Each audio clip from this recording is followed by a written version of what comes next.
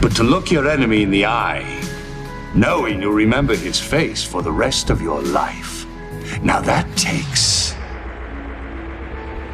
a stomach much stronger than you'll ever have.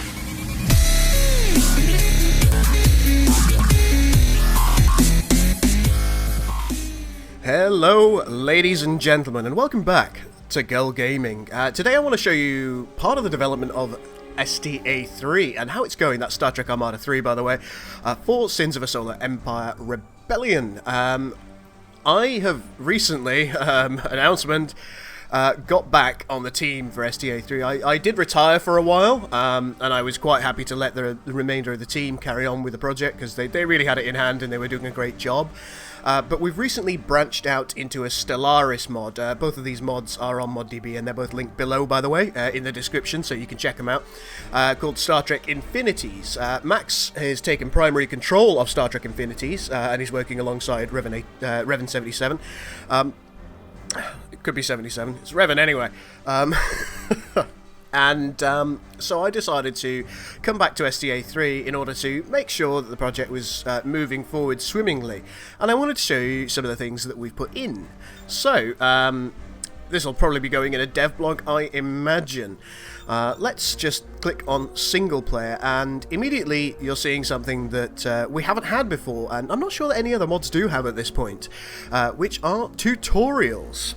People have been asking for a long time for tutorials, and we told them probably about a year ago that it couldn't be done, but we have found a way around the issues surrounding tutorials, and we can now put one in. They are basic tutorials that show you really how to play Sins of a Solar Empire Rebellion.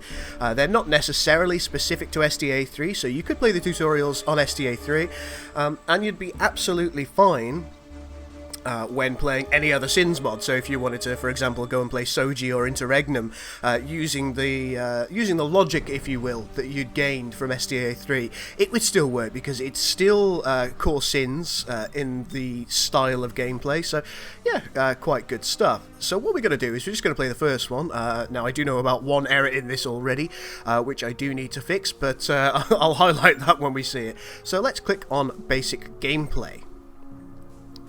Now that'll load up. STA3 is also going through some other changes which we might take a broader look at in another video, including a huge revamp of the planetary system,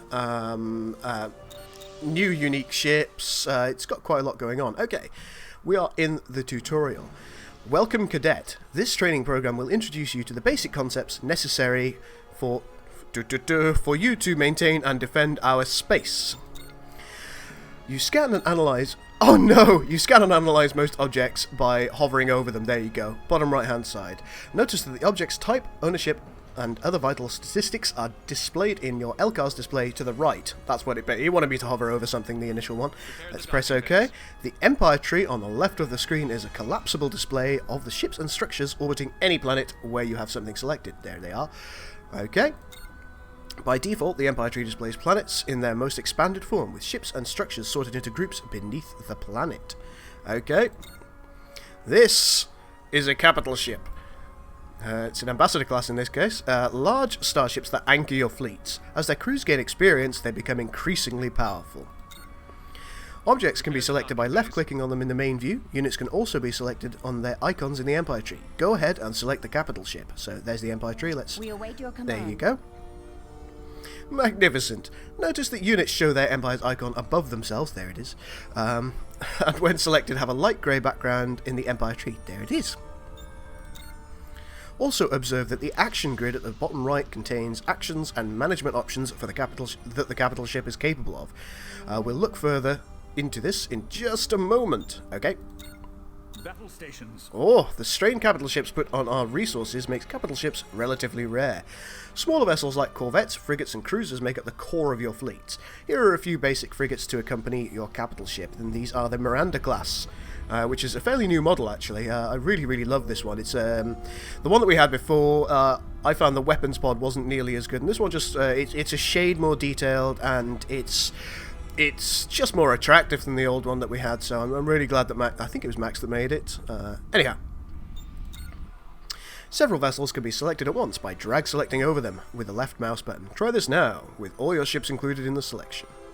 Crew standing by. Yay, magnificent! If you want to center your camera's focus on an object, you can also do so by holding down Control and left-clicking the object. Go ahead and try focusing on your capital ship. So, hold down Control, get the little eye, and left-click. There we go. If you want a better view of the environment, scroll the mouse wheel down to zoom out. Try zooming out now. Done. Magnificent. You can also rotate the camera by holding down the right mouse button and moving the mouse. Go ahead and try this. Oh! All planets have a gravity well, which is an area around them where the planet's gravity will interfere with a vessel's warp drive. Notice the faint ring denoting its edge. Okay, I see it. You may have also noticed the faint grey lines branching out from your planet's gravity well. These lines mark the routes to other nearby planets, stars, and stellar bodies. Ships can be given move orders, but my voice is breaking, it's like 6:30 in the morning, sorry guys.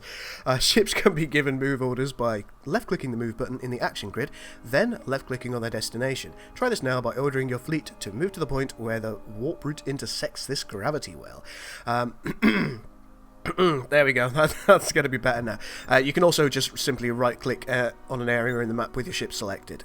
So let's go to the intersection point, there we go. Notice that units display the order they are currently executing with a pulsing border around the order's icon in the action grid, which is right there.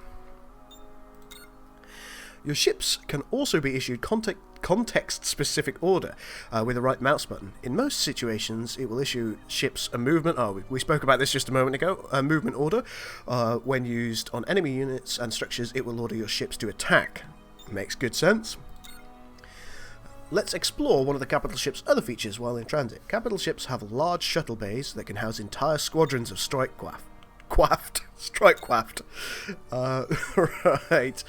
Squadron limits differ by capital ship and often increase as the capital ship gains experience. To manage capital ship squadrons, click the Squadron Management button in the lower right corner of its action grid. There we are. Magnificent. There are two types of strike craft. Bombers, which carry larger weapons such as torpedoes, to damage larger, well-armoured targets, and fighters which are very fast and well-suited for attacking bombers and swarming lightly armoured targets. Go ahead and build a squadron. We're going to build some Danubes, I believe. Yep. There we go. Magnificent. You can tell this was written for me, can't you? Capital ships continue to produce strike craft at no cost until all of their assigned squadrons are full. However, strike craft are replenished more slowly when the capital ship is in combat. Now that is actually different in some mods. Just to pick on a specific mod, let's go for Star Wars Ascendancy or Thrawn's Revenge 2, depending on what you'd like to call it. They have a slightly different system for squadron management. They use antimatter in order to replenish themselves, and if you don't have any antimatter, your squadrons won't replenish, which makes their fleet tenders extremely vital. So that might change by mod, and it might, if they were ever to do a tutorial themselves, that might need to be picked up on here. Anyway, you may have noticed that unlike your capital planet, other planets in this sector are unexplored. Like that one. Long-range sensors indicate they may be habitable, but there's no information on their LCAR's readout. These details, in addition to which other planets may have warp routes to, remain hidden until you've scouted them. Take your fleet and explore the nearby planet by right-clicking on the planet's icon in the main view. Alright, so we've already got our fleet selected, so let's Adjusting coordinates. right-click, and we'll watch our fleet go. Alter course. In order to warp to another planet, ships must be near the exit of a gravity well, near a warp route. Also notice the movement lines for your fleet are blue to signify the current movement.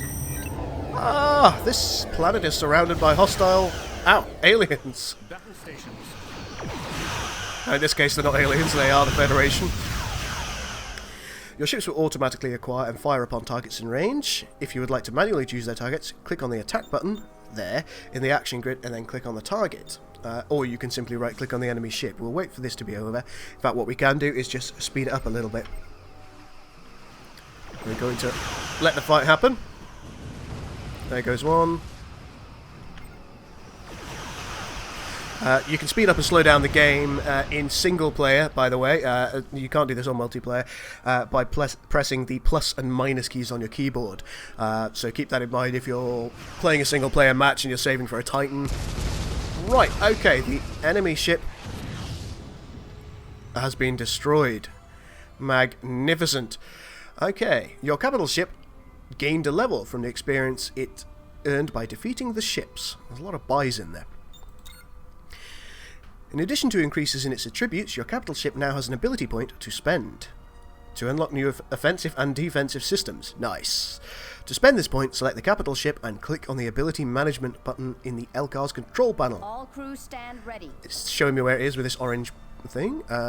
There it is. Abilities fall into two major categories: triggered abilities and passive abilities. Triggered abilities can typically require antimatter to be used and have a cooldown period before they can be used again. Passive abilities require no antimatter and typically grant a constant benefit to the ship or nearby allies.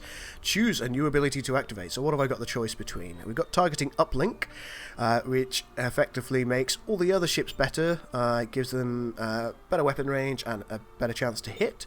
And the tachyon beam, it disables enemies. So let's, for the sake of this one, we'll just go for the targeting uplink. It's a passive one.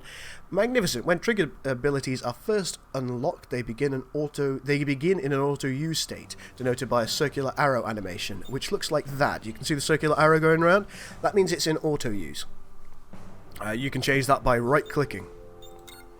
When in the state, this can be toggled by right clicking the ability. So, yeah. Cool. In order to take advantage of the resources within the asteroid field, its largest asteroid must first be colonized. This is performed by using the colonize ability on your capital ship. Okay, colony ships have a similar ability. Go ahead and order your capital ship to colonize the planet. Here we go. So, adjusting coordinates. There we go. And our capital ship will go and do that thing. You can see this icon here. That denotes that targeting uplink is active, and I think it shows on these ships also. Yes, you can see it just here.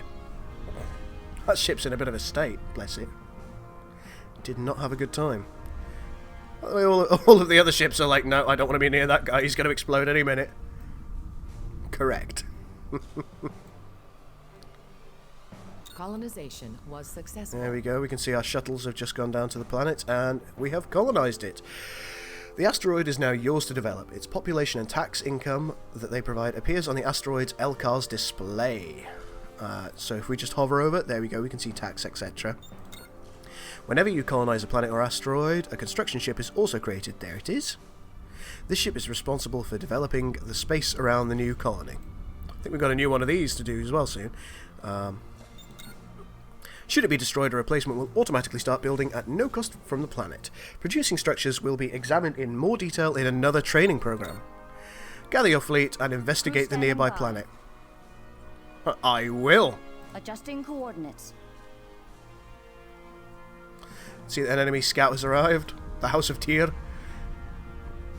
That's one bug that we can't really get rid of. The House of Tyr is, as you can imagine, not a Federation colony.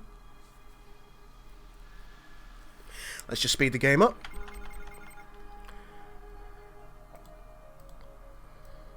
Acknowledge, Starfleet.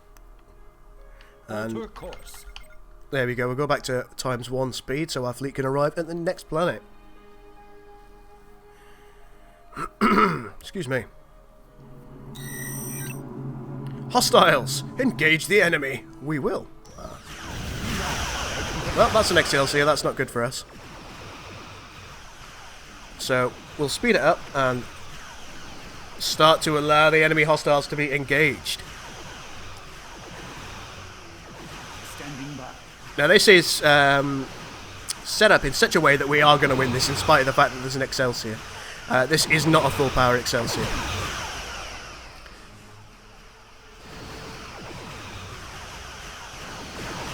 It looks like we should take it down fairly soon. There you go, that's 2 of the enemy ships down.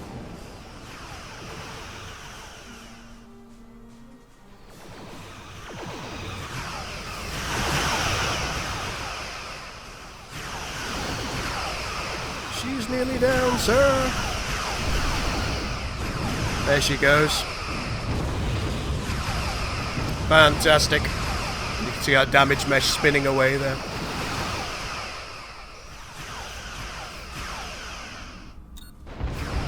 Okay, While your frigates finish off the enemy structures, your capital ship can now start bombarding military targets on the surface. Only capital ships, titans and siege frigates are able to bombard planetary infrastructure, although that does of course depend on the mod that you're playing. To begin bombing, simply attack the planet. We await your command. So we'll just Engage target. right click the planet and our ship's gonna go.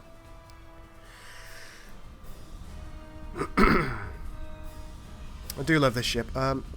Max did a fantastic model of the is it Probot? Yeah, Probot version, and it's a shame that we haven't utilised that in any way, because I actually really prefer it to this ambassador. I do understand this ambassador. I do think it's a fair link. Oh, there we go. Bombing will destroy infrastructure on the ground. When all infrastructure is destroyed, the planet is lost by its current owner. All sections on Here are some standby. siege frigates. How nice, Norway classes. To help you take the planet. Bombing. Continue bombing until the way is clear for ground troops. So we'll let that happen. In fact, we will speed it up very slightly as well. You can see that our remaining ships are attacking any military targets. So there's an M47 phaser turret right here that they are dealing with. Right, let's just finish off the bombing. God, look at all those. Let's go back to 1x speed because we're getting there now. And the planet is only 150 health. Hasn't got long at all. There you go. With a hostile incursion removed, the region is safe once again. This concludes the basic command training program. To learn more about advanced command techniques, please access another training program. So let's press OK, and it will take us back to the tutorial menu, or at least it should do. There we go. Now, there are other tutorials as well. We're not going to go through that in this video. We've got basic gameplay, basic logistics, advanced interface, advanced logistics, advanced defense, and advanced diplomacy.